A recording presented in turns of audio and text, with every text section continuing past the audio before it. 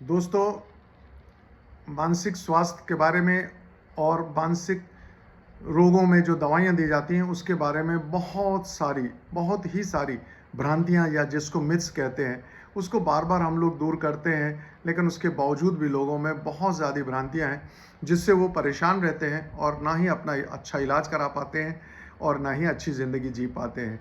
मुझे इन दवाइयों की आदत लग जाएगी, एक बार दवाई शुरू होने से ये ज़िंदगी भर दवाई चलती है, इससे आदमी सुस्त हो जाता है, दिन भर नींद आती रहती है।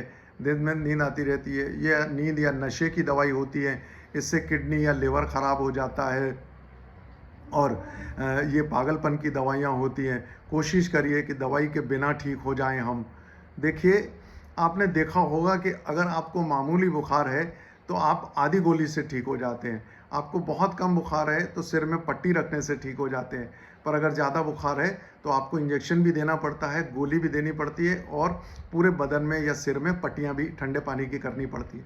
इसी प्रकार हर बीमारी का जो है वो सीवियरिटी होती है, मतलब कि वो कितनी कम और कितनी ज़्यादा है। ये आपका मनोचिकित्सक जो है आपसे मिल के, आपसे बात करके और फिर डिसाइड करता है, इसमें कोई शक नहीं है। लेकिन आप देखिए कि थोड़ी-सी परेशानी में तो हम किसी भी बीमारी के लिए डॉक्टर से नहीं मिलते। तो मानसिक स्वास्थ्य के बारे में तो अभी लोग अवेयर ही नहीं हैं, तो उसके लिए कहाँ से इतनी जल्दी आ जाएँगे कि वो काउंसलिंग से ठीक हो जाएँगे। बहुत ज़्यादा परेशान हो जाते हैं, वो तब आते हैं हमारे पास। और कोई भी डॉक्टर आपकी दवाइयाँ, उसके साइड इफ़ेक्ट, उसको कितने दिन देना है, इसके बारे में उन्हें अच्छे से पढ़ाया गया होता है। उनकी किताबों में ये लिखा गया होता है। किसी भी चीज़ के साइड इफ़ेक्ट में यूँ तो ऐसे कोई गंभीर साइड इफ़ेक्ट किसी के होते नहीं हैं। पर अगर ऐसे साइड इफ़ेक्ट का हमें कोई डर है, तो हम 6-8 महीने में टेस्ट करके देख सकते हैं और रातों-रात ये जो है किडनी और लिवर इस प्रकार खराब नहीं हो जाते हैं हमारे।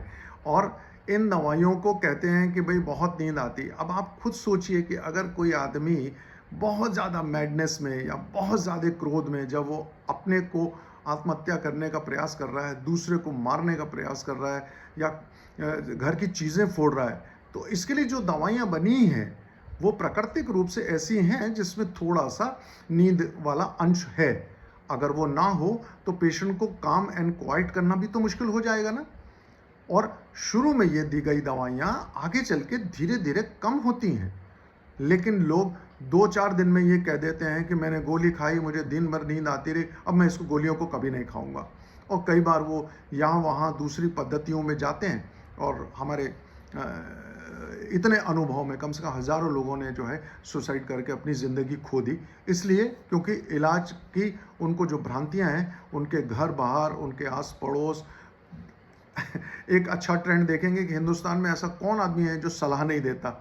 बस आप अपने कान खुले रखिए, तो आपको कोई भी कहीं भी सलाह दे जाएगा। मैंने कई बार ये महसूस किया है कि ट्रेन में या फ्लाइट में आप अगर बताएँ ना कि आप डॉक्टर हैं और वो आपको ही सलाह देना शुरू कर देते हैं। तो देखिए कि आपको जो चीज़ बताई जा रही है वो कितने क्वालिफ़ाइड हैं और कैसे हैं। अभी एक दिन तो मैंने किसी को दवाई दी, तो उनका उनका जो है इन्फेक्शन वाला जो पैरामीटर होता है टीएलसी, वो बहुत हाई आया। तो उनको किसी दूसरी पद्धति के डॉक्टर ने बता दिया कि जा के देखिए कि उनकी वो बोलिए कि दवाई थोड़ा कम कर देंगे, इससे नहीं हुआ। जबकि वो उनको उस समय जो है यूटीआई यानी यूरिनरी ट्रैक्ट इन्फेक्शन था। तो इतना भोलापन, और वो भी पढ़े लिखे एक अफ़सर ग्रेड के आदमी थे। तो अपनी भ्रांतियों को हम लोग धीरे-धीरे इसी प्रकार के बहुत से डॉक्टर वीडियो बना के दूर कर रहे हैं। और हम आशा करते हैं कि आप सही तरीके से अवेयर हों मानसिक स्वास्थ्य के बारे में। आप मानसिक स्वास्थ्य से भयभीत होकर उससे मुँह फेर के आप सोच रहे हैं आप स्वस्थ हो जाएँगे, ऐसा नहीं हो सकता। तो किसी भी चीज़ के लिए कोई ज़रूरी नहीं है कि आपको बहुत सी दवाइयाँ दी जाएँ। कई बार दवाइयाँ अकेली, कई बार अकेली काउंसलिंग, कई बार काउंसलिंग के साथ दवाइयाँ और कई बार इन दोनों को एक साथ देते हैं। और दवाइयों को धीरे-धीरे कम करके फिर काउंसलिंग और आपकी खुद की हेल्थ, अगर आप अपने डाइट पैटर्न को चेंज करते हैं, अपनी लाइफ़स्टाइल को चेंज करते हैं, उसकी काउंसलिंग भी आपको दी जाती है। हाँ, होता है कि कई बार कई डॉक्टर नहीं इस चीज़ को देखते, लेकिन मैं अपने साथ ये ज़रूर करता हूँ कि अपने पेशेंट्स को पहली बात तो उसकी बीमारी के बारे में आप बताइए, उसका कोर्स बताइए, ये कितने साल चलेगी, आगे चल के इस बीमारी से आपको क्या सावधानी रखनी है, क्या ये बीमारी आपके बाल बच्चों को हो सकती है, और अगर हो सकती है तो उसके क्या क्या लक्षण होंगे। एक उदाहरण मैं बताता हूँ कि एक परिवार है जिसमें दुर्भाग्य से माता और पिता दोनों को स्किज़ोफ्रेनिया हो गया, ठीक है। इसी बीमारी को हम आम भाषा में पागलपन, मैडनेस बोलते हैं। मैंने उनको आगाह किया, सतर्क किया, और वो कुछ समझदार निकले। और फिर एक दुर्भाग्य उनके साथ हो गया कि उनके 10.5 साल के बच्चे को स्कूल में इसके बहुत ही मामूली लक्षण दिखाई दिए। और चूंकि मैंने उन्हें समझाया हुआ था, वे मेरे पास उस बच्चे को लेकर आए हैं, और मैंने देखा कि वो वाले लक्षण उसमें शुरुआत हो गए। और मात्र थोड़ी सी दवाई देने में वो सिर्फ 3 महीने में बिल्कुल ठीक हो गया, और आज कई साल हो गए हैं उससे दोबारा नहीं हुआ। तो एक अच्छे इलाज के लिए बहुत ज़रूरी होता है कि जब भी आपको ये कुछ लक्षण होते हैं, अगर वो 1, 2, 3, 4 हफ्ते पुराने हैं, तो आप शीघ्र अतिशीघ्र दिखाइए। बीमारी जितनी पुरानी होकर अगर आप पहली बार दिखाते हैं, उसका उतना ही लंबा इलाज चलता है, उसमें उसका प्रोग्नोसिस उतना ही पुअर हो जाता है, और उसके हमेशा तक ठीक होने के चांसेस भी कम हो जाते हैं। आखिरी बात ये कि लोगों को ये कहना कि क्या मैं ठीक हो जाऊंगा, तो यहाँ पर हम ठीक होने से मतलब समझें कि ठीक होने का मतलब क्या। आमतौर पर जो लोगों की आशा होती है, मैं ठीक हो जाऊंगा मतलब मैं डिसीज़ फ्री हो जाऊंगा, मैं बीमारी को जड़ से ख़त्म कर दूंगा। देखिए, हकीकत में हमें समझना होगा कि हर बीमारी जो है वो जड़ से नहीं जाती, और हर बीमारी में ज़िंदगी भर दवाई चलती है, ऐसा भी नहीं होता है।